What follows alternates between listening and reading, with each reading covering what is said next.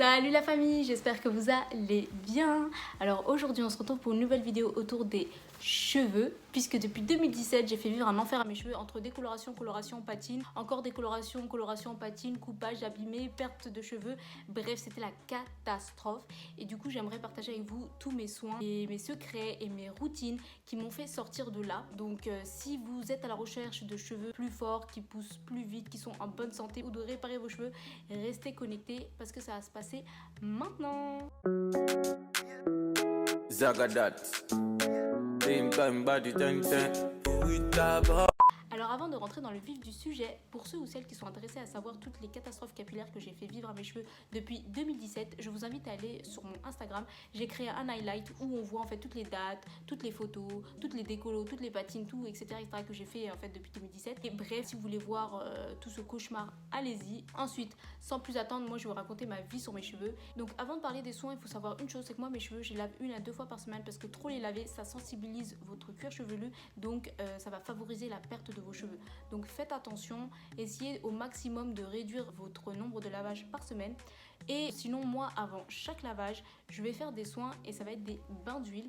Donc souvent et toujours d'ailleurs c'est toujours l'huile de ricin. C'est une huile qui a vraiment des bienfaits pour vos cheveux, c'est-à-dire ça va les faire briller, ça va les faire pousser plus vite, ça va les renforcer. Bref c'est une super huile, mais il faut savoir une chose, c'est que c'est une huile qui est très lourde et épaisse. Si vous l'appliquez directement sur votre cuir chevelu, ça peut boucher vos pores, vous créer des croûtes, vous créer des plaques et même favoriser la perte de cheveux. Donc c'est une huile qu'il faut diluer. Moi ce que je fais, c'est que je vais toujours la diluer avec d'autres huiles telles que l'huile de coco ou l'huile d'amande ou l'huile d'argan. Tout ce qu'il faut en fait, c'est que cette huile épaisse soit diluée avec une huile plus légère pour que quand vous allez l'appliquer sur vos cheveux, ça soit assez liquide en fait. Et donc moi comment je vais appliquer ça, je vais l'appliquer sur mon cuir chevelu et masser, et ensuite je vais mettre sur les longueurs, etc. Mais c'est vrai que moi dans mes soins, je vais davantage insister sur le haut de la tête. Ensuite dernièrement, j'ai découvert un nouveau soin, c'est l'avocat, œuf, miel et huile d'olive il me semble. C'est un super soin, ça fait moins d'un mois que je l'utilise, mais je peux vous dire que j'ai beaucoup plus d'épaisseur. Je les sens un peu plus, je sais pas là, vivants et tout, on dirait ils me parlent la nuit et tout. Non mais je vous jure, je les trouve vraiment beaucoup mieux. Donc après je sais qu'il y a le confinement qui joue, etc. Mais franchement essayez le soin à l'avocat. Je sais qu'on le préfère dans nos assiettes, mais essayez-le parce que je vous jure que vous n'allez pas regretter. Ensuite je vais passer au shampoing. J'utilise ce binôme. Attendez. J'utilise ce binôme et ça marche du tonnerre. C'est l'Occitane, donc c'est réparation intense et c'est le cas de le dire parce que ça m'a vraiment réparé les cheveux. J'utilise ce binôme depuis octobre 2019 et je suis vraiment pas déçue. Donc quand je fais mon shampoing, je me fais un gommage et donc ce que je fais, c'est que je vais mettre mon shampoing dans la main, je vais mettre un peu de sucre et ensuite je vais venir masser mes cheveux, et ça je le fais sous la douche, genre un peu hors de l'eau, mais genre je les avais déjà mouillés et donc je fais tac tac tac et après là je vais sous l'eau. Après moi je trouve que le sucre il se dissolue vraiment vite, donc est-ce que ça ferait un vrai gommage? Parce que j'ai vu sur internet, apparemment c'est un vrai gommage et ça agresse pas ton cuir chevelu. Donc j'imagine que si c'était des gros grains, peut-être que ça peut vraiment endommager ton crâne. En tout cas, tentez-le et dites-moi ce que vous en pensez aussi. Et sinon, je précise que les après-shampoings, ça s'utilise sur les longueurs et non pas sur le cuir chevelu, parce que sinon vous allez avoir des grosses chutes de cheveux. Donc vraiment, tenez-vous-en aux longueurs. Dernièrement, j'ai intégré le phyto-apaisant. C'est un shampoing que j'ai acheté en pharmacie, donc c'est pour apaiser le cuir chevelu. Donc j'utilise depuis moins d'un mois, ça fait le taf aussi. Donc c'est vraiment pour les cuirs chevelus qui sont sensibles ou irrités. Donc je vais vous expliquer pourquoi mon cuir chevelu était sensible et irrité. Et ben c'est la cure de sébum la mienne, parce que pour moi ça m'a irrité le cuir chevelu, ça me faisait archi mal. Mais quand je vous dis archi mal, genre je sais pas, ça me brûlait, donc je sais pas ce que j'avais, mais je pense que j'avais des plaques ou quelque chose, mais ça me brûlait la tête. Moi j'en ai parlé du coup sur Instagram et j'ai plusieurs filles qui me sont revenues en me disant ouais moi ça m'a fait perdre mes cheveux, ouais moi aussi ça m'a fait mal, moi aussi ça m'a brûlé la tête, etc. Bref. Donc moi il faut savoir que quand même la cure de sébum elle a duré 3 semaines, donc peut-être que j'ai forcé le game, mais en tout cas ça avait aucun bienfait pour moi et je recommencerai pas. Donc je vais continuer avec mes 1 ou 2 shampoings par semaine et puis c'est tout quoi. Donc maintenant on va passer aux soins avant lissage. En fait ce que je fais c'est que déjà moi je lisse plus trop mes cheveux, genre c'est vraiment pour les occasions telles que aujourd'hui durant cette vidéo, voilà, fallait que je sois en full, t'as capté. Donc petit lissage pour vous la mif, mais avant mon lissage j'utilise toujours Kerastase. Donc ça voilà, c'est périmé depuis, mais je l'ai payé cher donc je vais continuer à l'utiliser et le terminer. C'est un nectar thermique glaçage. Bon bref, en tout cas c'est pour protéger tes cheveux de la chaleur parce que tu vas quand même mettre tes cheveux entre deux plaques bien chaudes. Donc c'est vraiment pour les protéger au max. Donc ensuite, après avoir lissé mes cheveux, j'ai appliqué des huiles justement pour discipliner mes cheveux et éviter les frisottis. Donc ça c'est le Elseve Extraordinary Oil.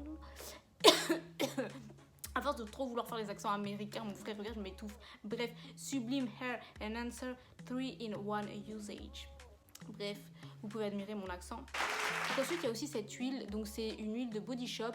Huile sèche, nourrissante pour corps et cheveux. Bon, moi je l'utilise juste pour les pointes de temps en temps. Après, j'avoue que j'ai une préférence pour celui-là.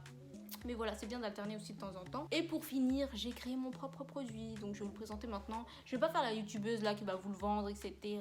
Vous emmener dans un site. Non, c'est à moi, je le fais chez moi et fin. Je vais vous expliquer. En fait, j'ai mélangé mon après-shampoing avec de l'eau et de l'huile de ricin. Du coup, ça se présente comme ça. Et ça, la coiffeuse que j'ai vue, elle m'a dit ouais, ça peut favoriser la pousse de tes cheveux. J'ai dit ah bon, je vais essayer alors. Donc du coup, ce que je fais, c'est que je le mets juste sur les pointes matin et soir. Après tout ce que je leur ai fait vivre, ils ont pas mal poussé. Je pense que j'ai un bon combo magique. Et moi, en tout cas, je vous propose d'essayer un peu tout ça justement pour voir qu'est-ce qui fonctionne sur vos cheveux parce qu'on n'a pas tous le même type de cheveux. Donc maintenant je vais partager avec vous tous mes petits tips sur les cheveux dont on n'en parle pas assez. Donc par exemple, si vous pouvez investir dans une brosse à poils de sanglier, c'est la meilleure brosse qui existe pour justement favoriser la pousse de vos cheveux et ne pas casser vos cheveux, un bon entretien, etc. Bref, c'est une brosse au top. Mais faites attention parce qu'il y a pas mal de contrefaçons, donc trouvez bien le 100% sanglier mais le vrai poil de sanglier. Ensuite, vous allez attacher vos cheveux, évitez de trop serrer l'élastique parce que ça peut casser vos cheveux. Et en termes d'élastique, utilisez plutôt ceux-là parce qu'ils sont vraiment bien pour les cheveux. Et aussi un autre point, coiffez vos cheveux 2 fois par jour, enfin 2 fois par jour. Parce que le truc c'est que surtout quand on est en confinement, on a tendance à genre pas trop se coiffer, etc. S'endormir avec la même coiffure que la veille. Et non en fait, parce que plus vous allez coiffer vos cheveux et plus ça va favoriser la circulation sanguine de votre crâne et donc du coup favoriser la pousse. Et par exemple, j'ai un truc à vous présenter aussi, c'est ça. Je l'ai acheté à Sephora. C'est une petite brosse avec des petits picots en caoutchouc, quelque chose, bref, c'est pas très dur et c'est vraiment très agréable. Ça te fait des petits massages, un petit brossage sur ton cuir chevelu et puis bon, du coup, de créer une pousse quoi, une pousse plus rapide ou j'en sais rien. En tout cas, je sais que c'est bien de te faire des massages de tête, donc je le fais parce que c'est bon pour les cheveux. Et j'ai payé ça à Sephora, genre moins de 10-15 $. Et je trouve ça sympa, genre en plus ça te masse les cheveux, c'est agréable. Ensuite, comme autre tips, ne coiffez surtout pas vos cheveux sous la douche. Parce que j'entends des gens qui me disent que avec leur après-shampoing, ensuite ils coiffent leurs cheveux sous la douche pour enlever le nœud et tout. Mais jamais de la vie. Parce qu'en fait, vos cheveux, ils sont encore plus sensibles et encore plus cassants en fait quand vous faites ça. Et donc du coup, vous allez perdre encore plus de cheveux. Donc franchement, attendez qu'ils soient secs, après coiffez-les en fait. Ensuite, il y a un autre point aussi, c'est assez important d'alterner les shampoings, alterner les soins, bref, de bouleverser un peu la routine. Parce qu'en fait, c'est assez logique. C'est comme si vous avez un mal de tête et vous allez toujours prendre Doliprane sur Doliprane, il y a un moment donné votre corps il s'habitue et ça fera plus effet. C'est un peu la même chose avec les cheveux. Quand vous allez utiliser un shampoing, essayez d'en utiliser un autre, pareil pour les soins, changer d'huile, etc. pour justement pas habituer vos cheveux au même produit en fait. Après il y a deux autres points qui peuvent concerner les plus fortunés d'entre nous.